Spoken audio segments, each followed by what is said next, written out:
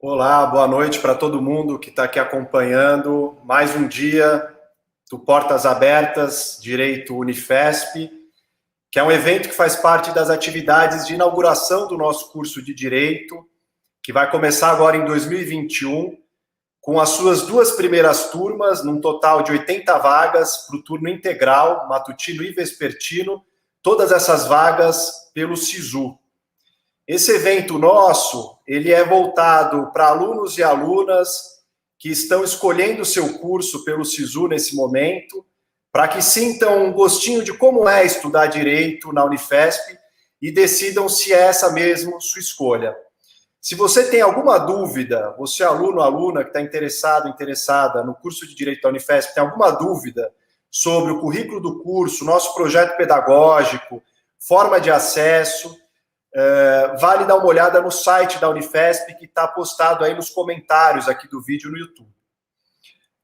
A estrutura do Portas Abertas, né, são mini-aulas, conjunto de 6 mini-aulas, 2 por dia. Então, ontem já houve 2 mini-aulas, hoje serão mais 2, e amanhã também mais 2, com 20 minutos cada uma dessas aulas, e mais 5 minutos para questionamentos, perguntas e trocas aí com vocês. Então, fiquem à vontade para mandar suas perguntas e questões, dúvidas, pelo chat aqui, como um comentário no vídeo no YouTube.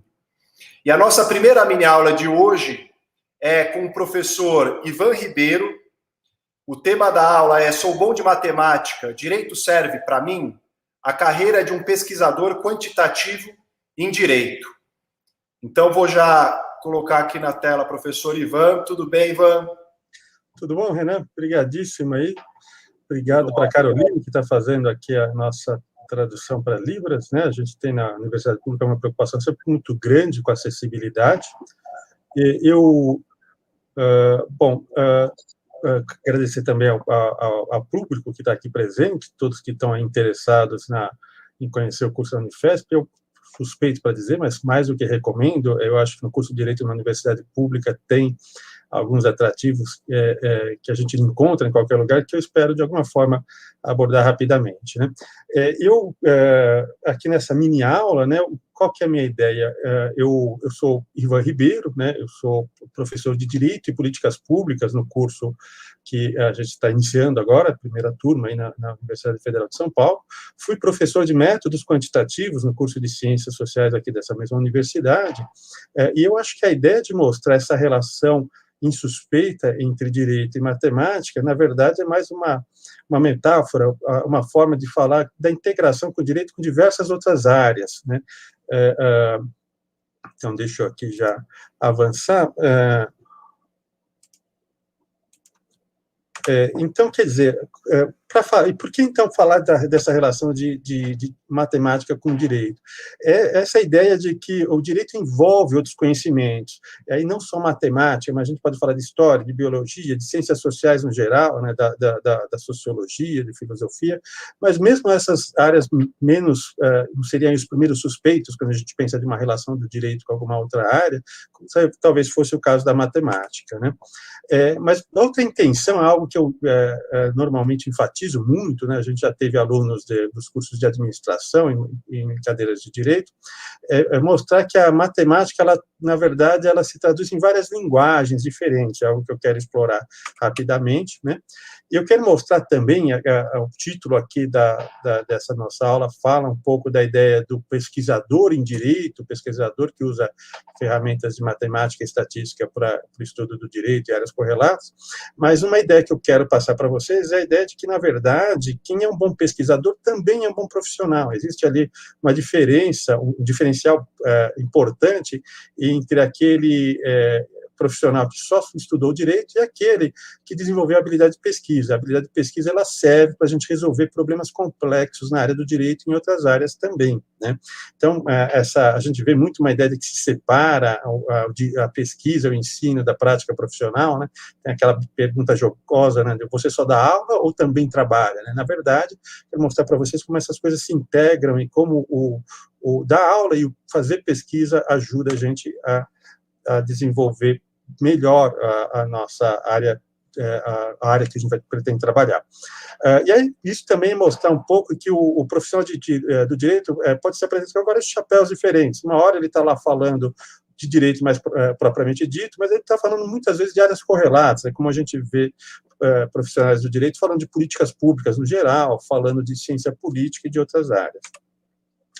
E, por fim, eu quero falar de um pequeno projeto, um centro de estudos que a gente inicia exatamente ao mesmo tempo que começamos o Centro de Direito, ou o curso de Direito, que é o Centro de Estudos da Ordem Econômica. Né? Mas, antes de falar disso, para introduzir o assunto, eu quero contar dois casos que eu trabalhei, duas pesquisas longas. Né? Uma foi a pena de morte num estado americano, lá do Nordeste, Connecticut, né? E essa... se discutia durante muito tempo a aplicação ou abolição ou não da pena de morte nesse estado. O governador democrata, aí um pouco mais de 10 anos atrás, pretendia abolir a pena de morte, né? Em 2009, os legisladores do estado aprovaram uma lei que aboliu a pena de morte, mas ela foi vetada pelo governador. Era um governador democrata, mas o que aconteceu foi que, na época que ele pretendia, então, na verdade, só promulgar a lei, houve um crime bárbaro na região, era o caso lá dos irmãos Reis, eram dois ex-detentos que invadiram uma casa, botaram fogo na casa, mataram uma família inteira, né? Isso acabou com o clima para e acabou levando ao veto da lei, né? Isso teve um desdobramento curioso. 3 anos depois, o Estado aboliu a pena de morte, mas só para os crimes futuros. Os que já tinham sido condenados à pena de morte não seriam beneficiados. Isso, talvez, para quem não é do direito, não pareça tão estranho, né? Mas, assim, logo de cara, no primeiro ano, vocês vão perceber que isso é uma aberração, né? A gente tem muito claro no Brasil um princípio de que a lei penal retroage para beneficiar o réu, né? Por que isso? Né? Porque a ideia de que se a sociedade deixou de achar que aquele crime, aquela conduta merecia ser punida com pena de morte, isso, evidentemente, tem que beneficiar quem já foi condenado. Né? Mas eu lembro que a gente, curiosamente, trabalhando nesse projeto, descobriu que isso não era um direito assegurado em Constituição ou lei nos Estados Unidos. A gente encontrou isso num tratado lá, e mesmo assim não foi o argumento mais importante nessa discussão. Mas o que se fez? Né? Um professor, estudei com o professor John Danahoe na época, ele criou um grupo para discutir esse problema, e ele, recentemente, em 2016, com uma decisão final nesse caso, ele fez essa fala falando dos problemas da pena de morte, que vão lá desde o cara que é condenado erroneamente, recursos que se gasta para executar a pena de morte, né? Você vai garantir todo o direito de defesa, a pena de morte ela exige muito do Estado, você julga, produz prova, você tem... dispendioso, né, do ponto de vista financeiro, mas você tem, do ponto de vista humano, falhas na execução, né, tem, às vezes, tentativas de execução que acabam de forma desastrosa, né, e indo até problemas de disparidade racial. Né? Ele coloca isso era ficando cada vez mais óbvio, que os estados estão percebendo isso e que o número de sentenças e execuções vem caindo na virada do milênio. Né? Depois desse episódio inicial, onde não se conseguiu a abolição da pena de morte, o que esse grupo de estudos fez? Resolveu levar a Suprema Corte Estadual, né? Os Estados Unidos, diferente do Brasil, eles têm além de uma Suprema Corte, eles têm uma Suprema Corte para cada estado, algo que a gente não tem aqui, e um trabalho liderado pelo professor John Danahoe, ele examinou 5.000 investigações de homicídios, olhando as agravantes, atenuantes, quer dizer, o crime foi feito sem possibilidade de defesa, foi feito por motivo torpe, olhou várias situações para ver se aquilo levava ou não a uma condenação à pena de morte. A ideia é que a pena de morte, como está dito na legislação americana, servisse para punir apenas o pior do pior dos crimes. Então, quer dizer, deveria levar em conta as condições objetivas do crime. Né? Os resultados dessa pesquisa, que foi uma pesquisa estatística, olhando a distribuição de casos e olhando cada uma dessas medidas, as peculiaridades de cada caso, etc., o que a gente percebeu foi que a gente teve um resultado significante mostrando que as minorias são condenadas à pena de morte de uma forma desproporcional. Hispânicos e negros tinham uma chance maior de ser condenados à pena de morte, tudo mais constante, ou seja, as mesmas condições, sem nenhuma diferença objetiva na conduta. Se observou também que o único distrito tinha uma probabilidade muito maior de condenação à morte. Você tinha lá um procurador que resolvia torrar na cadeira elétrica todo mundo, né? Então, se você fosse julgado naquele condado, naquele distrito judicial, você tinha uma chance maior de ser condenado. Isso, evidentemente, não tem nenhuma relação com as condições do crime. E uma última constatação foi que os casos que eram escolhidos para se tentar a pena de morte, em que o promotor procurava, o equivalente ao promotor procurava a pena de morte, eles não eram, em essência, diferentes dos casos em que isso não ocorria, né? E com base nesse estudo, assim, e houve lá que a gente chama de litígio estratégico, né? Se chegou na Suprema Corte a uma decisão em 2016 que considerou que a pena de morte era incompatível com a Constituição Estadual, e aí se resolveu a situação desses 11 condenados que tinham sido, na verdade, tiveram a pena mantida mesmo com o banimento da pena de morte, né? Falar aqui rapidamente de um segundo caso, é um caso em que a gente olhava o fornecimento de água e esgotamento sanitário. Esses serviços são um serviço público, né? E quem é responsável constitucionalmente pela prestação desses serviços são os municípios. Durante a ditadura, ali nos anos 70, a gente teve o chamado Plano Nacional de Saneamento Básico, aqueles planos grandiosos da época da ditadura, em que se pretendia criar grandes operadoras estaduais de serviços de saneamento. Foi quando foi criado o SEDAI no Rio, a Sabesp em São Paulo, e, na verdade, praticamente uma grande empresa de saneamento por estado. Aí, como funcionava isso? Se criava a empresa, o município, que é quem tinha que prestar o serviço, ao invés de prestar diretamente, ia lá e delegava esse serviço para essa companhia, né? É o que a gente chama lá da concessão de serviço público. Isso era, a concessão era feita lá de um ente municipal para um ente estadual, para uma empresa estatal, né? O que aconteceu? Nos anos 90, essas concessões foram vencendo. As concessões eram tipicamente por 20, 25, máximo 30 anos, e elas foram vencendo, né? E os municípios foram chegando à conclusão que o serviço talvez não fosse adequado, ou talvez fosse muito caro, e que eles tinham escala para oferecer esse serviço diretamente. Então, resolveram não renovar e criar empresas municipais. Isso aqui em São Paulo, por exemplo, aconteceu em Santo André, aconteceu em Guarulhos, aconteceu em Osasco, aconteceu em Mauá. Vários municípios em torno da cidade, aqui da Grande São Paulo, resolveram não renovar com a Sabesp e manter um serviço municipal. E aí, uma empresa, uma dessas operadoras estaduais, no final dos anos 90, começou a passar por uma crise financeira, com a saída dos grandes municípios do seu rol ali de clientes, né? E aí, essa empresa estatal começou o que aparentemente era uma estratégia para liquidar os concorrentes, né? O que aconteceu, né? Os municípios grandes, eles não têm capacidade de captar água em mananciais dentro do próprio município, né? Imagina um município como Guarulhos, por exemplo, tem 1.300.000 habitantes, em uma área muito pequena, poucas mananciais ali em volta. Você não encontra água suficiente ali dentro. Você tem que comprar água e tem que comprar água no atacado. E aí você tinha uma situação que era exatamente essa. O único fornecedor possível de água para esses grandes municípios era a companhia estadual. A companhia estadual resolveu aumentar o preço de água no atacado, de tal forma que se viabilizasse financeiramente essas operadoras municipais. Na fase final dessa estratégia, a operadora ia lá e fazia um acordo com o município para assumir a operação municipal em troca da dívida, né? E aí, uma das primeiras providências, depois que essa empresa estadual assumia o serviço municipal, era subir preços, era a típica conduta que a gente chama lá de monopólio, né? A discussão desse caso ela foi complexa e é uma interação importante entre abordagens que envolvem a estatística e matemática e o direito, né? O primeiro foi discutir modelos econômicos e olhar precedentes de outros países, porque o Brasil, depois que passou aquelas épocas do plano cruzado, plano Collor, onde a gente teve vários congelamentos, a ideia de controle de preços foi bastante criticada. Então, hoje, a agência que cuida dessas relações de mercado, o CAD, né, Conselho Administrativo de Defesa Econômica, normalmente vê com muita suspeita aceita uma alegação de preço abusivo. Você precisa mostrar que o que está se fazendo é mais do que um mero preço abusivo, que foi o que a gente desenvolveu nesse caso. Foi mostrar que, na verdade, não só se aumentava o preço, como se procurava inviabilizar as empresas municipais. E aí é preciso avaliar as formas de fixação da tarifa, no atacado, no varejo.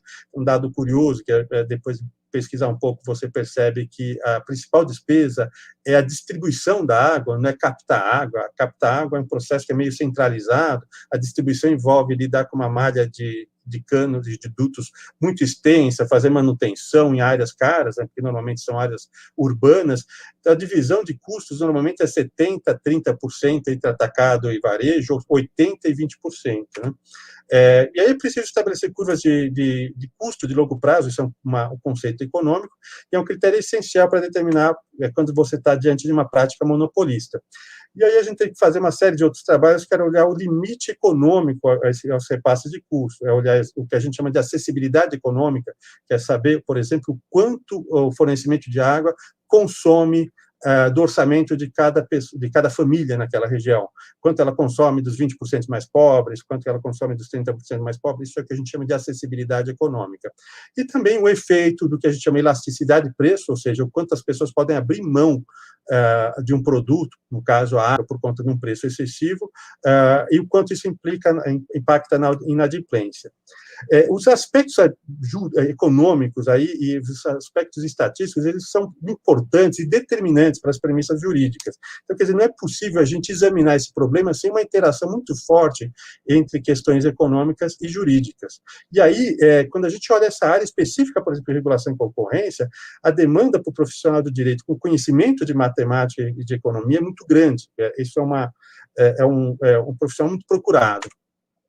A gente tem vários outros casos em que a gente vai ter essa interligação entre essas duas áreas. Colocar aqui alguns projetos que eu tive estudantes ou diretamente trabalhando. Um era um projeto das Nações Unidas para avaliar o impacto da regulação financeira para a Comissão de Valores Imobiliários, uma preocupação muito grande depois da crise de 2008.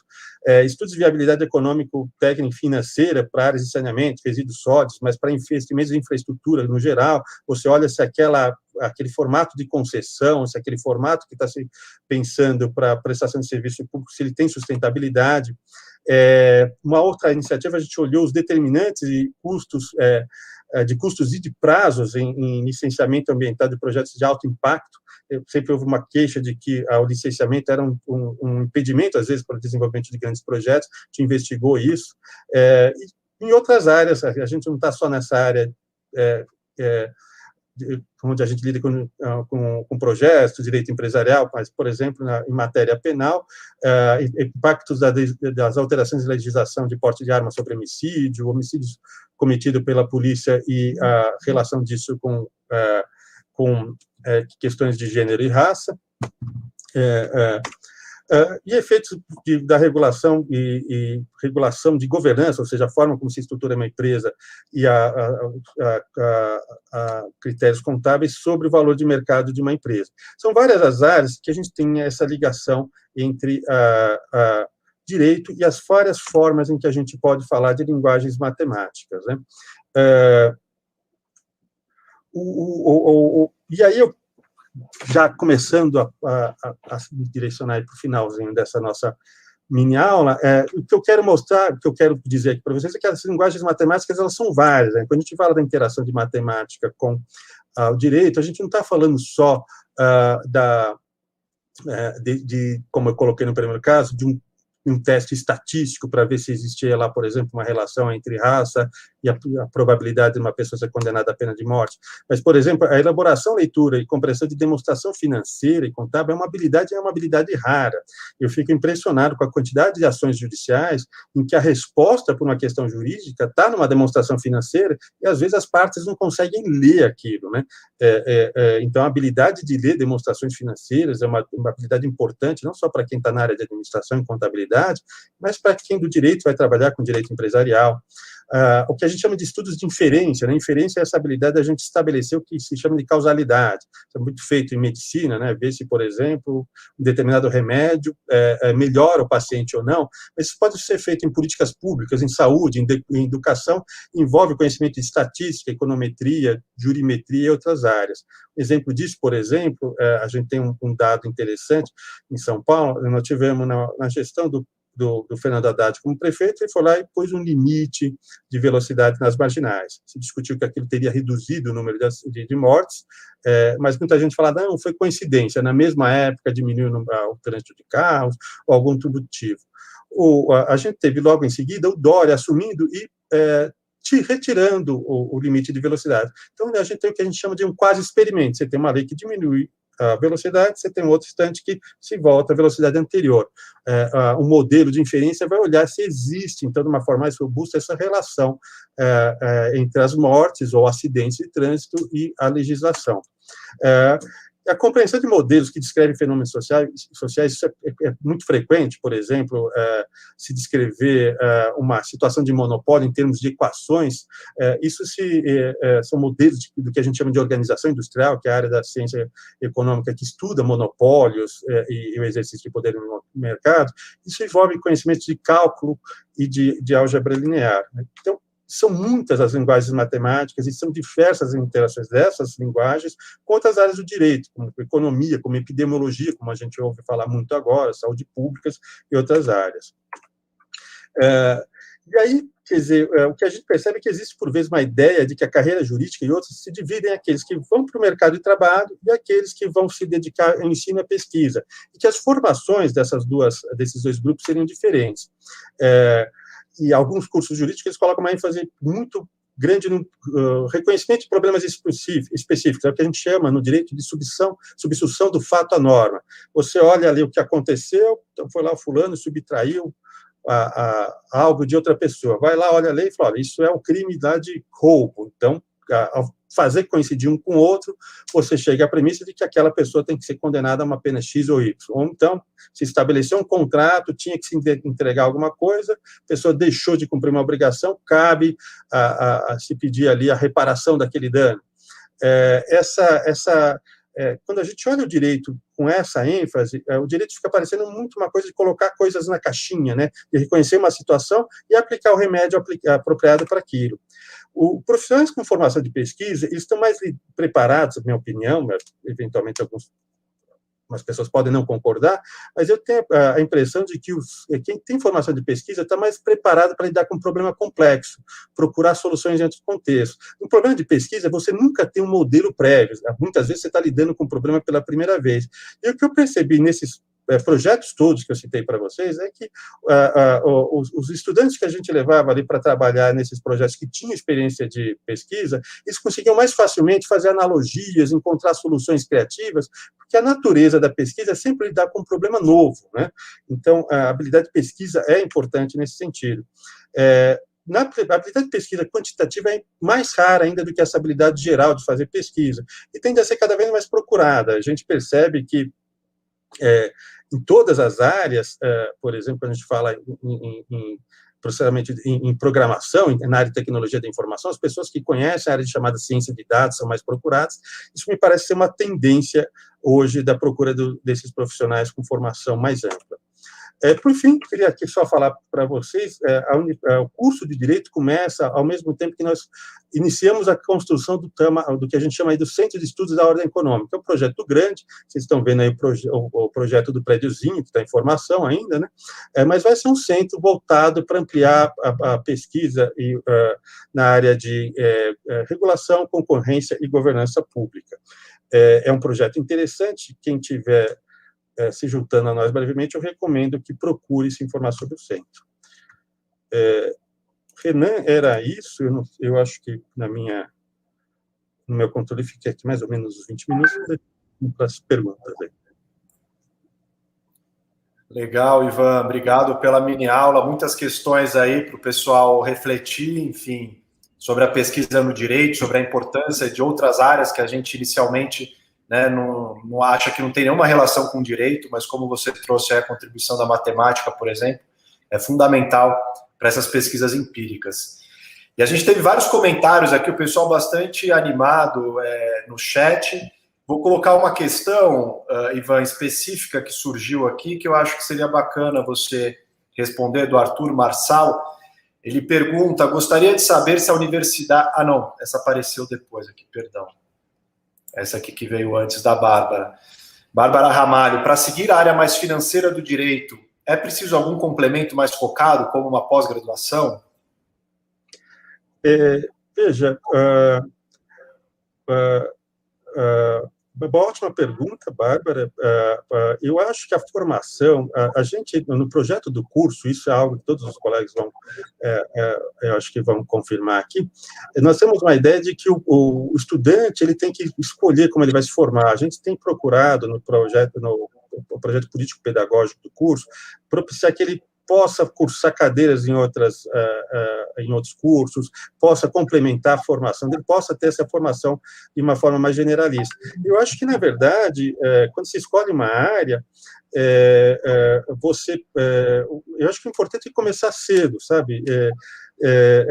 Pelo menos tomar, para descobrir se você gosta ou não também, né? De repente, a área financeira parece aborrecidíssima depois de um tempo. Então, eu acho que, antes mesmo de uma pós-graduação, lato sensu, stricto sensu, o que eu faria seria procurar eletivas na área, tentar direcionar a formação para aquelas áreas, tentar desenvolver projeto de pesquisa, vai lá, procura professor de direito empresarial, e fala, professor, eu quero fazer uma iniciação científica nessa área, vai lá, procura professores dos outros cursos, o curso de Direito vai ser no mesmo campus, e tal curso de Administração, de Economia e de Contabilidade. Eu acho que o estudante ele tem que ter uma atitude mais proativa na sua formação. Eu acho que ele tem que procurar desde cedo encontrar o caminho dele e mudar de ideia. Assim, uma coisa que eu percebo, os estudantes às vezes têm muita pressa em se formar, e quando a gente fica velho, a gente percebe que o tempo assim, não é tão essencial. Então, tranca um ano, vai cursar fazer um intercâmbio em outro estado, em outro país, vai pensar, escolher, porque você precisa conhecer. Eu acho que a graduação é um período que você vai conhecer e experimentar. Mas, assim, para trabalhar em direito financeiro, eu acho que procurar as matérias de início e, eventualmente, procurar pós-graduações, projetos de pesquisa na área. Legal, Ivan. E acho que tem uma outra pergunta que eu tinha colocado e tirei, que é a do Arthur, que ele pergunta se a universidade tem interesse em desenvolver, junto com os alunos, a formação de uma empresa júnior. Não sei se você gostaria de trazer alguns elementos. Eu tive...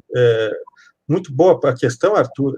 Eu tive conversando recentemente com vários grupos de alunos que têm formado empresas júnior na nossa universidade. A do nosso campus é uma empresa júnior voltada para essa área que a gente chama de ciências sociais aplicadas, é o pessoal de curso de administração, de economia. Então, já temos essa empresa júnior, né? Estive conversando com os estudantes que estão na empresa júnior, são muito... tem uma grande iniciativa, eles são realmente... preocupados em expandir. Tem uma legislação específica sobre as empresas júniores, que acho que uma legislação ruim, ela começa a tutelar demais a empresa júnior. A minha primeira graduação foi em administração de empresa, a gente tinha lá uma das primeiras empresas júniores do país, e eu acho que ela funciona bem com os alunos que tem que tocar, né? Mas a gente tem uma limitação legal, mas já tem a empresa júnior, e acho que é questão de procurar, e não precisa ser a única também. Eu acho que a gente tem vários outros modelos. A gente tem um outro formato também, para quem está pensando em iniciativas desse gênero, que são os projetos de extensão, né? Muitos dos programas de extensão envolvem trabalhar em escritórios modelo, trabalhar em ações judiciais, isso é uma outra possibilidade. Maravilha, Ivan, acho que deu para esclarecer aí as principais questões que surgiram. Então, vamos passar agora para a nossa segunda mini-aula. Agradecer demais o professor Ivan pela aula de hoje, agradecer a Caroline também pela interpretação em Libras. Agora a gente vai trocar para o Vinícius, que vai acompanhar a partir de agora. Obrigado, Vinícius. E inserir a professora Isis. Professora Isis Bastos vai dar essa segunda mini-aula de hoje aqui.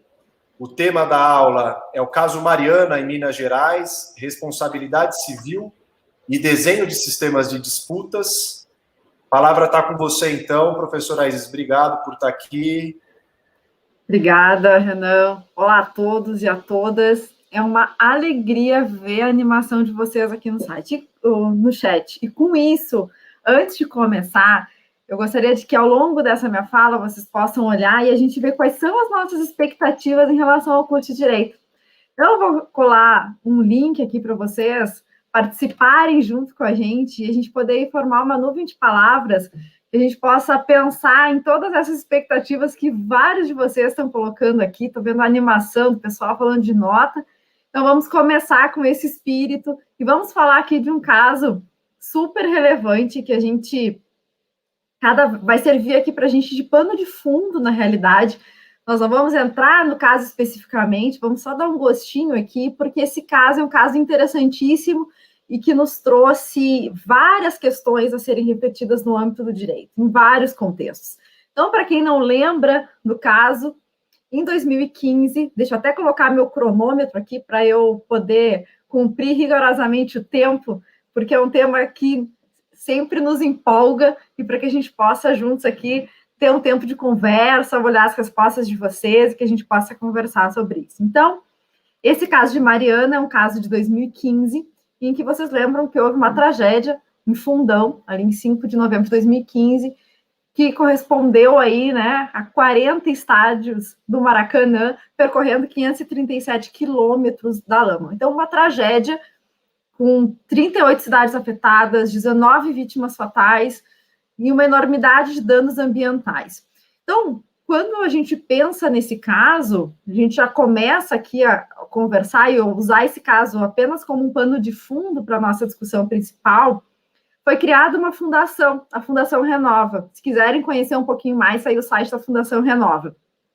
Essa fundação, ela foi criada a partir de um termo de transação e de ajuste de conduta. A ideia dessa fundação foi exatamente criar essa entidade responsável pelo desenvolvimento, pela gestão e pela execução de vários programas aí socioambientais, socioeconômicos, com o objeto de restaurar, de conseguir atender aos danos causados às pessoas e a todo o contexto que envolveu essa grande tragédia. Então, quando a gente olha para esse caso, é um caso, como eu disse, é um caso interessante, um caso que nos gerou aí uma série de questões e muitas preocupações. Com certeza, um caso que merece sempre ser lembrado para que as coisas não se repitam. E para linkar com esse caso, como eu disse que ele vai servir aqui para a gente como um pano de fundo, para a gente conversar sobre o direito de danos. Vocês já devem ter ouvido falar muito aí sobre indenização, quero ser indenizado, dano moral e tudo isso. A indenização nada mais é do que essa ideia, dentro do Instituto da Responsabilidade Civil, da pessoa ficar indene, ou seja, sem dano, antes do dano. E esse caso nos trouxe uma infinidade de danos para a gente observar. Danos ambientais, danos extrapatrimoniais, danos patrimoniais, danos sociais, danos econômicos e socioeconômicos, socioambientais, enfim, aqui para citar alguns deles. Então, esse contexto, percebam aqui, ontem falávamos muito disso, o professor Ivan também traz muita importância dessas inúmeras conexões que o direito nos promove, de que aqui nós estamos conversando com direito ambiental, estamos conversando com direito econômico, estamos conversando com direito constitucional, estamos conversando com direito civil, com direito privado. Há essa conexão do mundo jurídico, dos temas, é fundamental para que a gente entenda a complexidade desses fenômenos.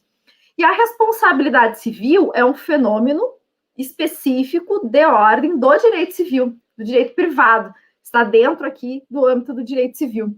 E uma das máximas que se vê cada vez mais trabalhando no direito civil e na responsabilidade civil é de que a vítima não pode ficar irressarcida. Trabalhamos nisso numa tendência de ampliação e de abrangência desse instituto e da aplicabilidade desse instituto. E por isso que a gente fala em direito de danos. Percebam que antes, se a gente olhar aí a história, o histórico da responsabilidade civil, a gente vai ter tempo aí nas nossas aulas de direito civil para conversar sobre isso, nós tínhamos um foco muito no ofensor, em punir aquele que praticou o dano, em atribuir culpabilidade para ele. Aos poucos, isso foi saindo da esfera do direito civil, onde o direito civil começou a se preocupar principalmente com a questão da vítima, dos direitos. O professor Renan ontem falou muito da questão dos direitos humanos. E sim, essa nova roupagem dos direitos humanos, dos direitos fundamentais, em que a pessoa é algo central e não mais o patrimônio, não mais a questão da propriedade, as raízes aí do direito privado, a gente tem aqui no direito civil também um redimensionamento, em que a gente passa a funcionalizar a responsabilidade civil. Ou seja, o Instituto, ele começa a olhar para a vítima, para aquele que teve o dano, para aquele que sofreu o dano e para os seus direitos, para que possa auxiliá-lo nessa reparação ou compensação. Então, o meu olhar vai pela conduta, uma ação, ou, por exemplo, nesse caso de Mariana, uma omissão. O nexo causal, o que seria o nexo? A relação entre conduta e o dano causado, e o nexo de imputação, que é essa atribuição da autoria que viola essa obrigação. Então, quando eu falei lá da expansão da responsabilidade civil, a gente tem ampliado. Lembram? Vocês devem ter ouvido falar muito as questões do dano moral. Tudo é dano moral. Ah, porque é dano moral, porque eu vou processar o fulano porque é dano moral. Tudo é dano moral e é processo, e é judicialização. Então, existe aí no imaginário, em todo esse contexto, que para que eu possa ter o meu dano compensado de alguma maneira ou ressarcido, eu preciso processar alguém.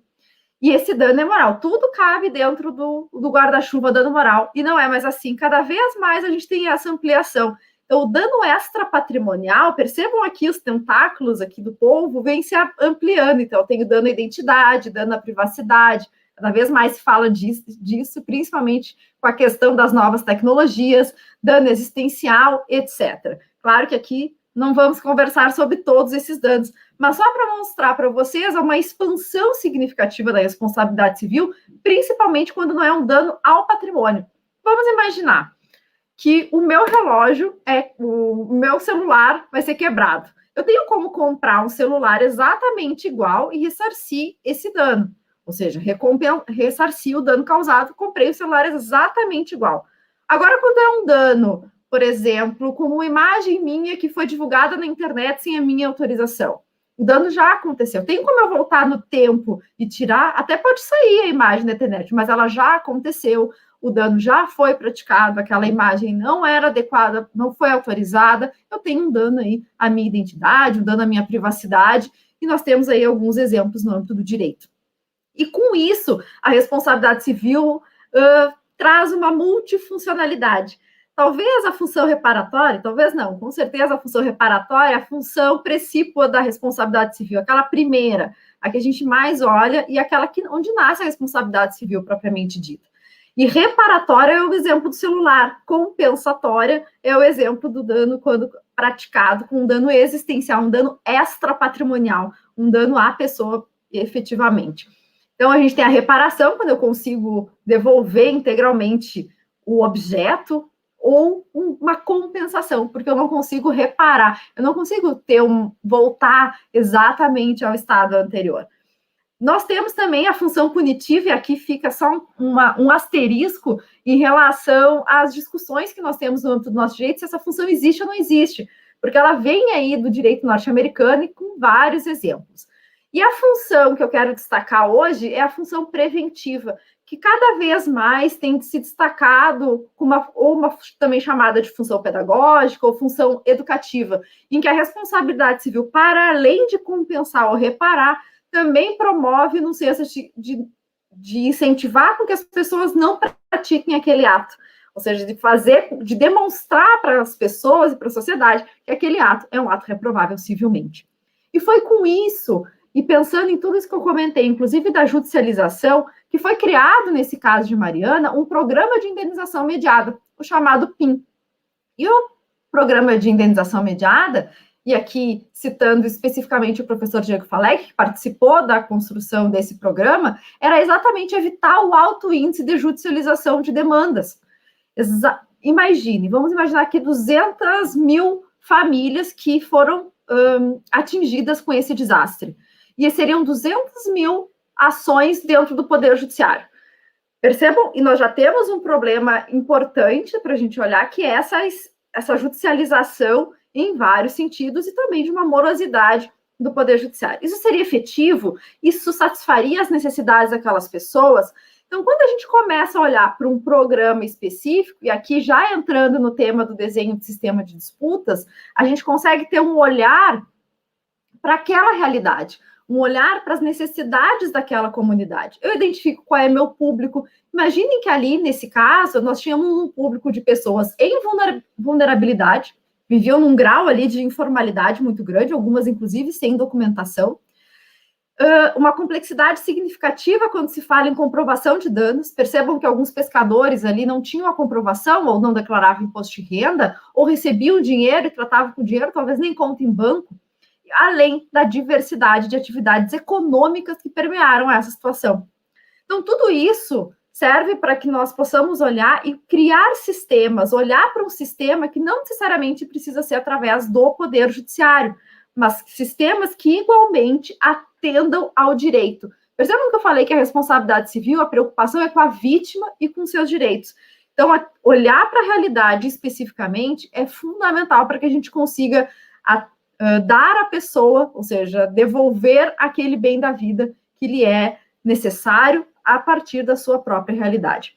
Esse programa, o PIN, trago aqui uma notícia no site da Fundação Renova, até o final de 2019, já ultrapassou 2 bilhões de reais, atingindo aqui cerca de 320 mil pessoas com esse auxílio. Claro que é um programa gratuito e também de adesão voluntária. A pessoa não é obrigada, se ela quiser judicializar, sem nenhum problema. Ou seja, o acesso à justiça, o acesso ao Poder Judiciário, especificamente, continua sendo uma possibilidade. E quando eu falo dessa questão de desenho ou de design de sistema de disputas, ou alguns também podemos chamar de concepção de sistema de gestão de conflitos, eu estou trazendo aqui essa reflexão de que a especificidade, o cuidado, o olhar para as necessidades daquelas pessoas continua sendo algo cada vez mais importante no âmbito jurídico. Porque o conflito, gente, ele não admite um tamanho único. Ou todo mundo aqui veste o mesmo número de blusa? Todo mundo aqui veste PP? Será? Ou será que alguém veste M, alguém veste P, alguém veste G? Cada pessoa tem um tamanho. Se eu vou na costureira, eu vou fazer um vestido sob medida, para o meu tamanho, para as minhas necessidades, para a minha largura de ombro, para a minha largura de quadril. E assim eu vou atingir especificamente, eu vou ser assertiva na realização daquilo ali.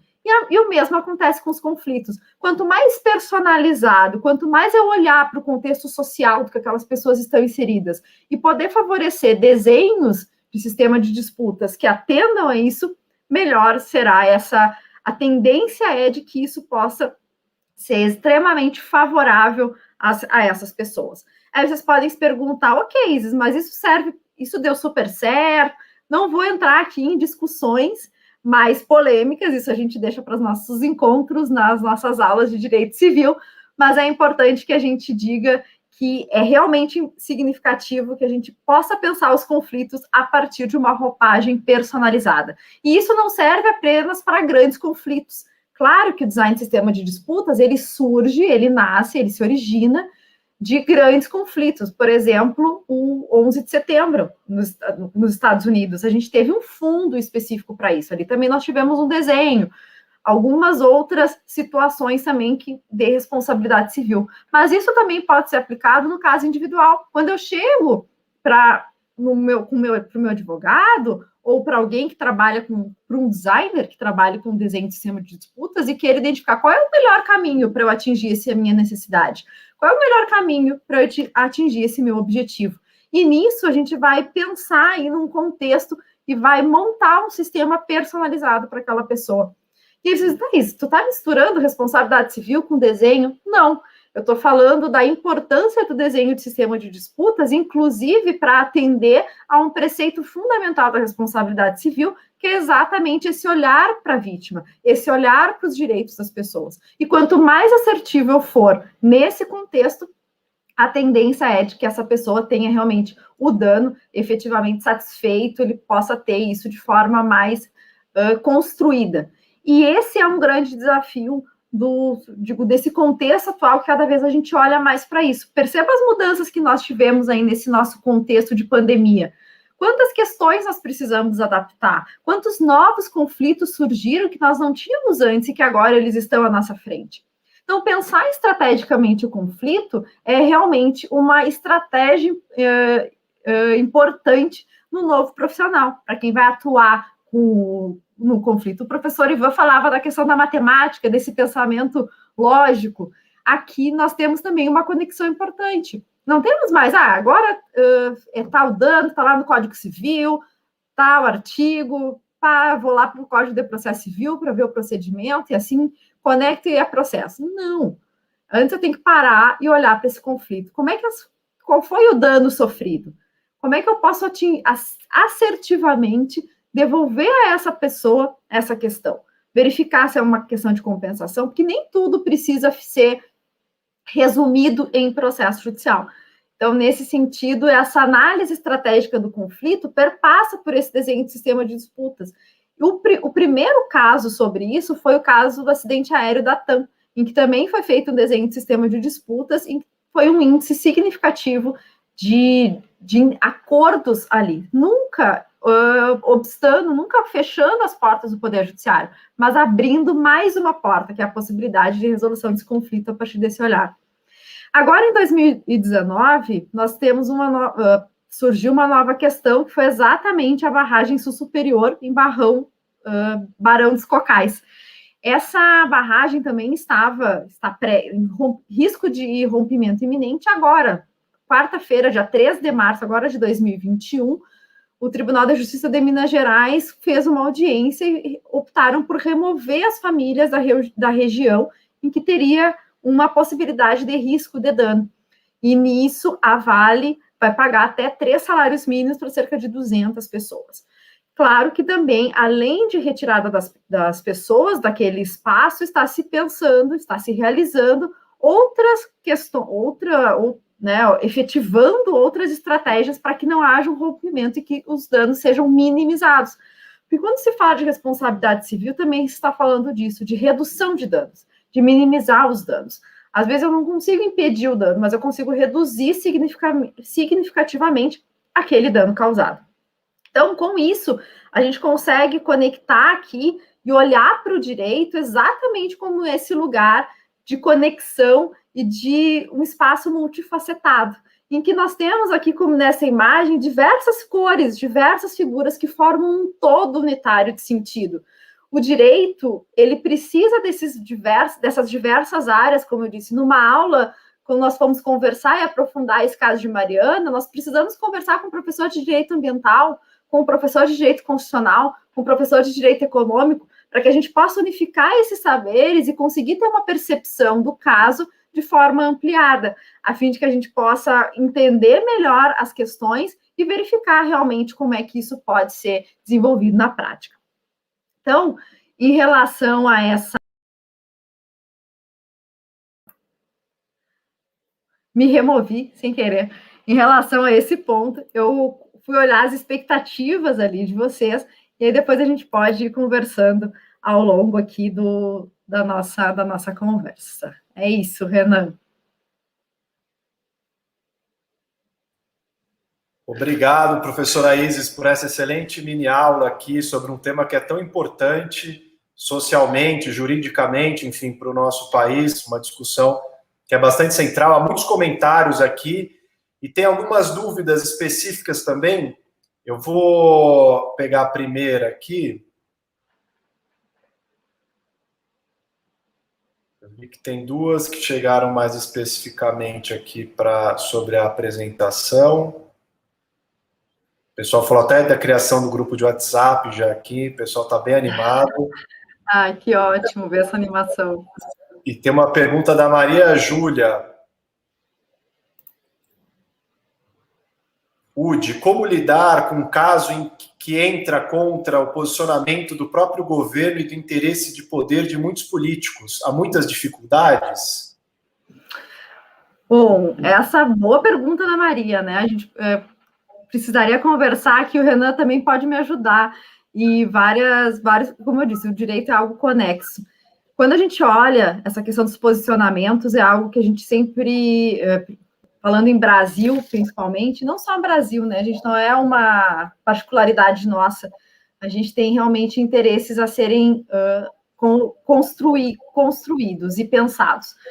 Quando eu estou falando aqui desse caso especificamente, ou de casos que envolvem uma responsabilidade civil, sim, há interesses que precisam ser harmonizados, acho que essa é a palavra. Porque nós temos questões que envolvem essas indenizações e os valores dessas indenizações, o quanto. Mas quando a gente pensa em desenho de sistema de disputas, Maria, e para todos que nos escutam, é importante que a gente vai sempre pensar em critérios objetivos. Vai ser feito um estudo previamente, eu não passei aqui o procedimento em razão do nosso tempo, mas vai ser realizado um estudo prévio para identificar quais são os parâmetros de indenização dessas pessoas.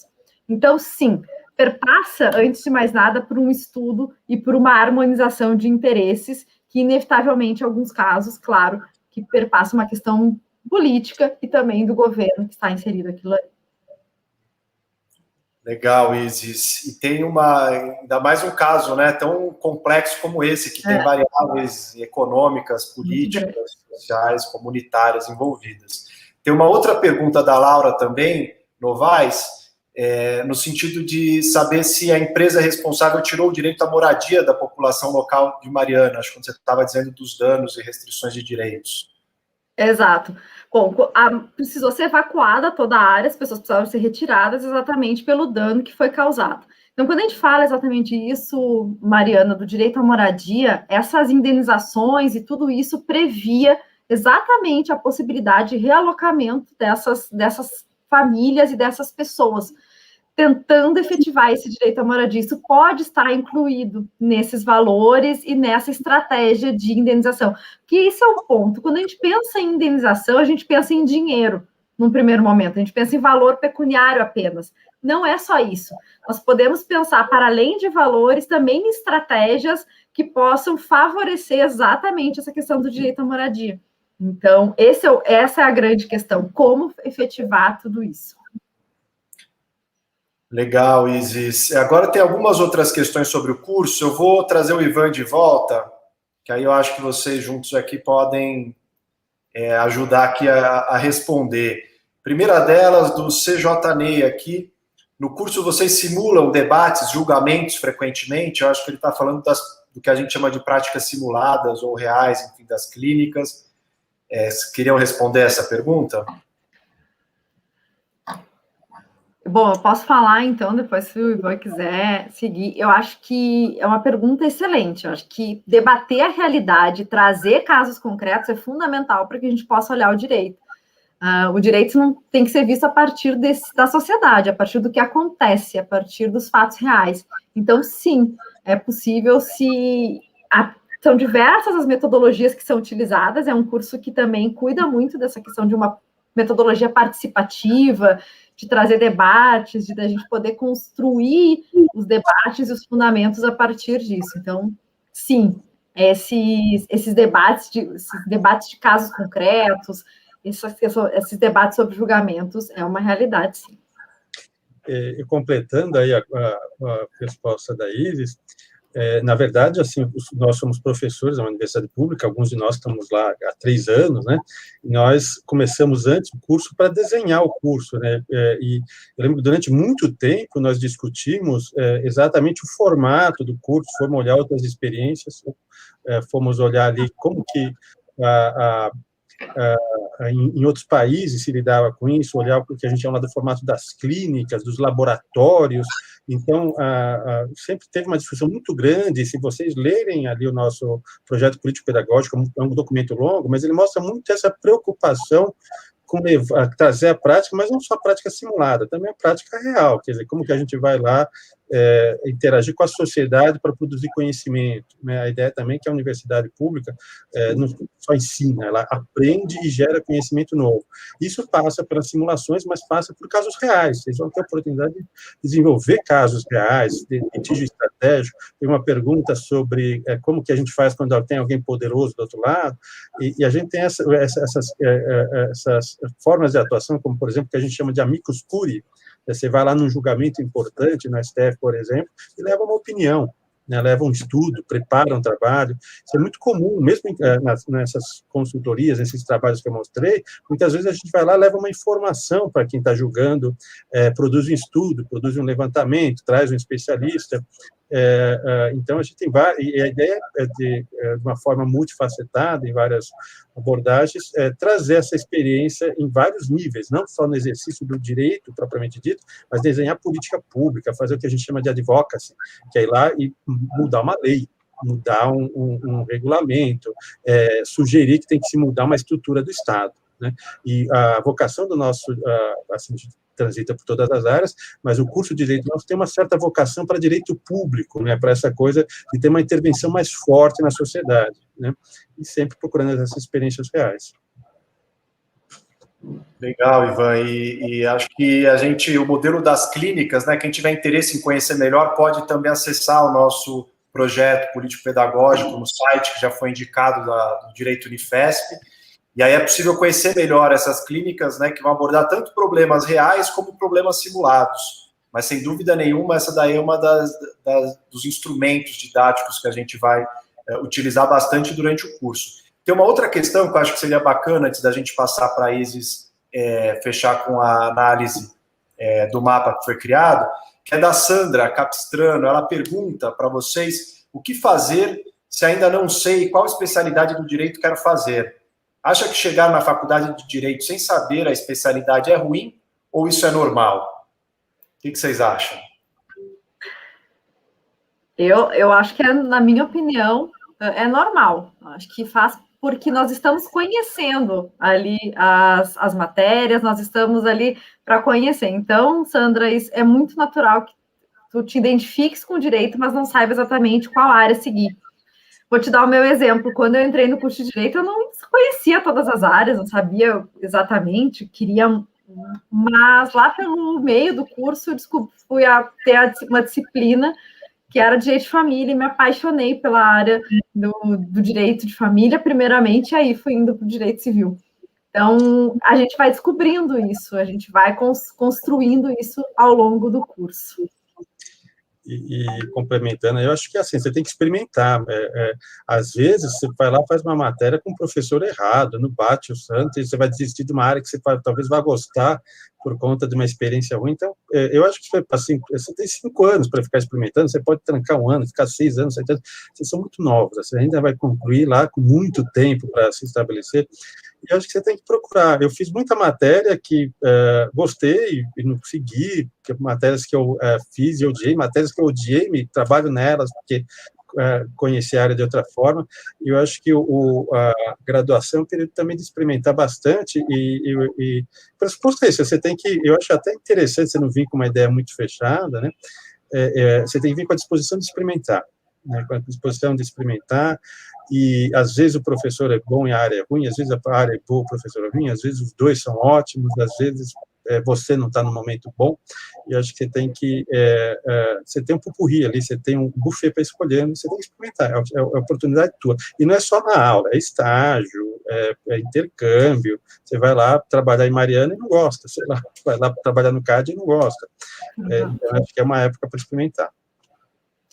Exato. Eu até só queria apontar que tem uma pergunta da Júlia, que eu vou deixar depois para a professora Maíra, depois ela pode contribuir ali, que ela perguntou se no caso de Mariana que aconteceu se enquadra como crime hediondo. Aí sai aqui do meu direito civil, vou deixar para a professora responsável pelo direito penal, processual penal, depois responder isso aí para a gente. Tem gente perguntando se o fundo é falso aqui, gente, o fundo é verdadeiro, ó. Vou trazer aqui, ó, a Terra é redonda faz muito tempo.